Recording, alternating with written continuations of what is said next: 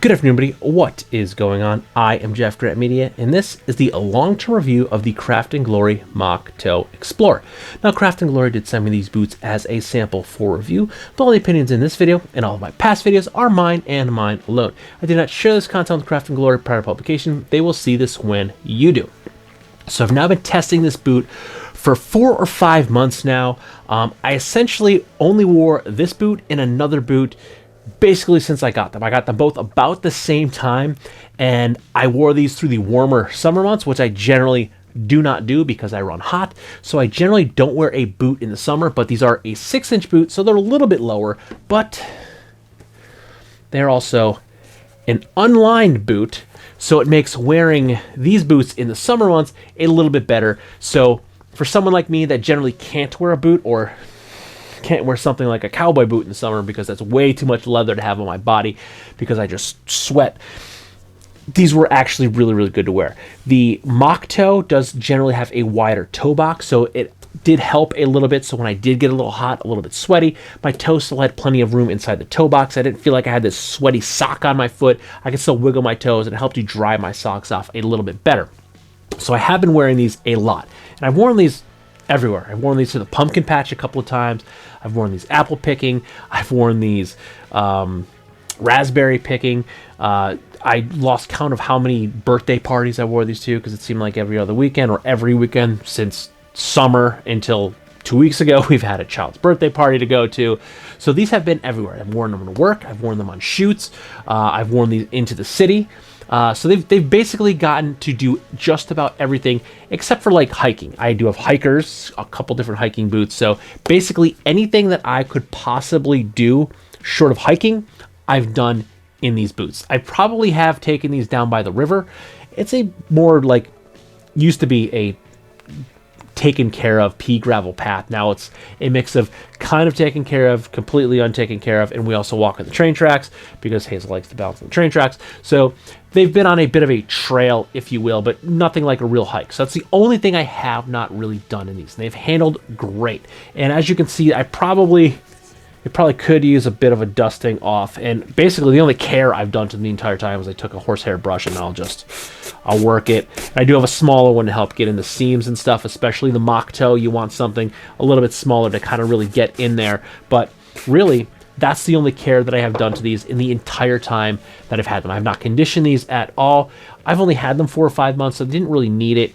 I will probably condition these probably in the springtime after we get through the winter. The winter's usually pretty dry because I do live in Pennsylvania, so we get snow sometimes, but it's a lot drier. There's no humidity in the air, so they will dry out a little bit because they're still newer boots, they're not bad. I think I can certainly get through the entire winter before I have to condition them. Generally, with a boot, I will condition them about this time, like November, December, and then I'll wear them through the winter, and then sometimes in the spring, if not like towards the summer, I'll probably condition them again because they lasted through all those dry months. They could probably use a little conditioning. Like I did just recondition those double H's on the end up there, and they are doing just fine in this air temperature, but these have not been yet, and they have been a great boot. I mean, you can tell I'm wearing them. There are rocks stuck in the heel, and you can see the heel is a little bit worn on both boots. You can see there, yeah, you can see the heel's a little bit worn, and really besides the heel being worn, like there's a couple scratches. You can see a little scratch there, but even the toes, they're not that nicked up at all. And maybe my right one has a little bit more. It's hard to see, there's a glare, but there's like a tiny, maybe a very tiny minute nick on there. But really, they're doing great. Like the soles, besides the rocks, they're not really worn. The tread still looks 100%, so I'm sure there's a little bit of wear on them, but overall, the tread, you can't really tell that they've been worn again besides the stuff that's stuck in there. Now, if you want to look at the tongue, you can see we do have some wear from the tongue. That's just from lacing them up and tying them. Now, this tongue is, it's not gusseted, so if we unlace the boot, you can see the tongue is essentially loose. It's only sewn in at the bottom. So this tongue does have a tendency to sway a little bit, but after you wear them quite a bit, they kind of, it finds it there. Each boot kind of just finds where it's going to land. And there you go. You can see a little bit of dust because I haven't unlaced them, but the tongue is only attached at the very bottom. So because all of this is loose, it does have the centerpiece, but it'll still sway a little bit, but it generally, you can kind of see like that. You can kind of see like the way it lays. When it kind of comes in, it leans. They both lean a bit towards the outside of the boot. The other one's doing the same thing, kind of see.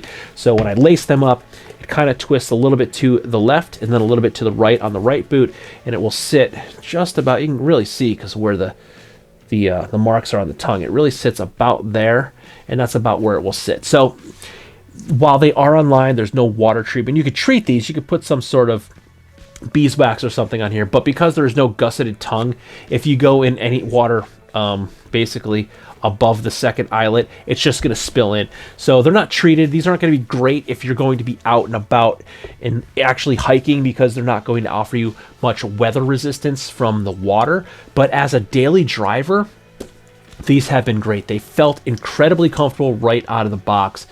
You could see there's creasing in the leather from me wearing them, but other than like the normal signs of wear that you're going to see on any boot, creasing in the leather, a few nicks here or there, because they're not going to look brand new forever, especially a smoother leather boot. They're going to take on nicks and scratch, not something like a rough out or a wax top, where even though you might get a nick or a scratch, as the leather kind of wears and patinas, it'll kind of blend some of those nicks and scratches, and you're going to see a lot more of those with a smooth leather. But they're doing really, really good. And this is full grain leather. I'm like, there's the inside. You can see the inside's the rough outs. These are a full grain leather boot. Now these are an MTO boot as well, so you're not going to order these and have these in your hand the next day. These are also made in India, so they're coming. I'm in Pennsylvania, USA, so they're coming from the other side of the world, and they are an MTO boot. So if you need something immediately, the Craft and Glory boots are probably not for you, because they are made to order. So what you do is you essentially trace your foot, or have someone else trace your foot so you get an accurate tracing. You stand up, trace your foot, and then they want the measurement heel to toe and side to side. So you give them the length and the width of your foot, and they will actually translate that and make the shoe to your proper size. Now I told them I was an 8.5D on the Brannock, and I think, yeah, they wrote it in. So this is an 8.5 or a 42.5 in a European size, and they wrote that right there on the tag. So in addition to me telling them my size, they also took my foot measurements. So when they made these, they made sure that they actually made me a pair that would fit. So the wait time, it wasn't that bad. I think it was like 2 or 3 weeks. I hit them on a busy season when I got mine. They were pretty busy, so they were a little backed up, but I did get them in a totally reasonable amount of time. I didn't wait months for my boots. It was just a couple of weeks, maybe a month total when they made them and shipped them. So it took about maybe 4 or 5 days shipping to get to me after they were made. So they got made, they got QC'd, then they got sent to me, and they've been great ever since. I mean, these just felt, I think I titled my unboxing like they feel right at home out of the box or something like that, because these were just incredibly comfortable. I was actually really, really surprised with how comfortable they are. They do offer different soles, and I did get the veg tan insole. Now while it's very, very thin, so it doesn't really offer you a lot of cushion, I like veg tan insoles because this is going to mold to your foot. Now, some problems I have with some boots, I've only had it like once recently, but I have my arch is a little bit further forward.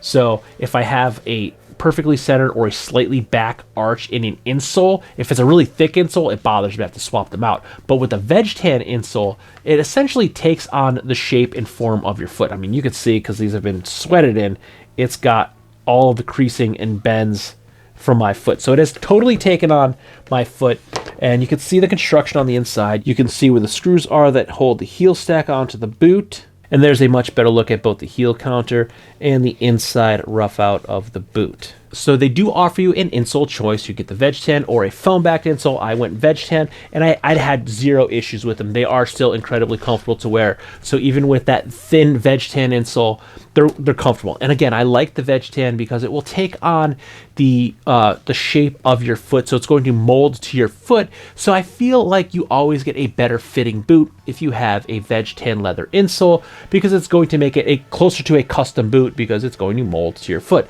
But again, they have been great. They have been comfortable. I've been wearing these very, very steadily since I've gotten them. I would essentially wear my other pair of boots for a couple of days, then I'd switch and I wear these for a couple of days, and I'd switch back and wear those for a couple of days. I go back and forth. It helps to let the boot recover as well. If you're sweating in the summer, it allows them time to dry out. If you do have a foam insole, or it's something I learned from running, you don't wear the same pair of running shoes over and over again, because the insoles in the sole of the boots, mostly because they're foam, they need to rebound and recover. So you'd wear them like once or twice and swap out to another one. So I do that with my boots as well.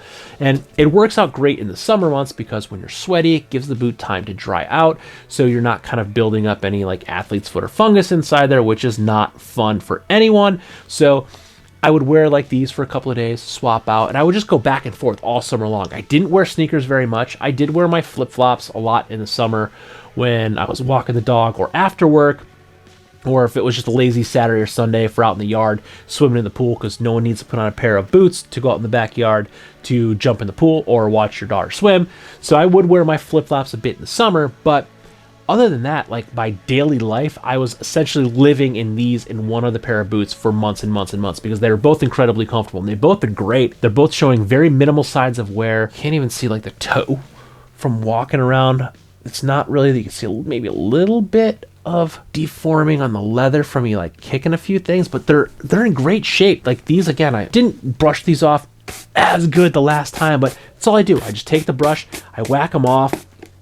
I guess I have to get my little one and unlace them too, because I guess I didn't get quite all the laces, but it's showing that I'm wearing these boots. I'm not just babying these boots so they look good in videos. I'm actually wearing these boots in my daily life. I'm wearing these on video shoots. I'm wearing these in the studio. I'm wearing these to work. I'm wearing these taking my daughter to the pumpkin patch, to pick apples, doing train rides, everything, walking the dog, going for groceries, everything that you would normally do in your daily life, I'm doing in these boots. I'm not babying them, I'm not taking care of them. I'm not trying to make them look good to tell you, hey, go buy these boots, they're great. So you click on that affiliate link and I make some money on a sale. No, if it sucks, I'm going to tell you it sucks. If it's good, I'm going to tell you it's good. That's the entire reason I am here doing this channel. I enjoy testing this shit and making sure it works.